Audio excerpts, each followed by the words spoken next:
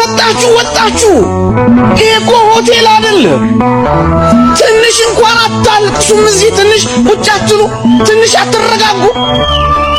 ትንሽ ቀደም ብላችኋት ልጆች ሊያስቸግሯችሁ ይችላል ማልበሱ ማጥፋቱ ሊያስቸግሯችሁ ይችላል ትንሽ እንኳን ቀድማችሁ አትመጡ ተው ይሄ ቤት የሚያስፈራ ቤት ነው ተው መላእክት የሚነጠፉበት ቤት ነው ተው አንዳፈረው ሌላው ጸሎት ሁሉ ከዚህ ከቅዳሴ ያነሰ ነው ይሄ ጉባኤያችን እንኳን ሳይቀር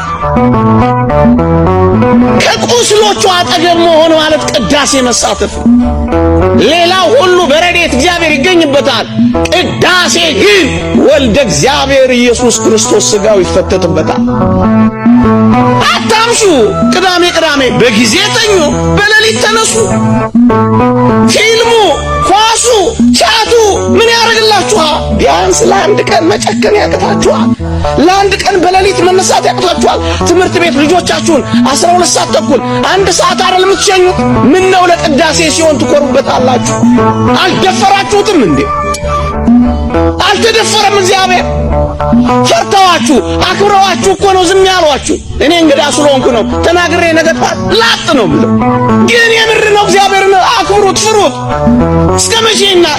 እየተቋረጠ ይገባል ይወጣል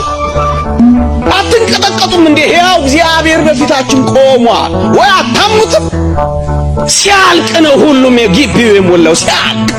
ምን እናረጋለን ዋናው ጉዳይ ሲያልቅ እኮ ማጀቢያ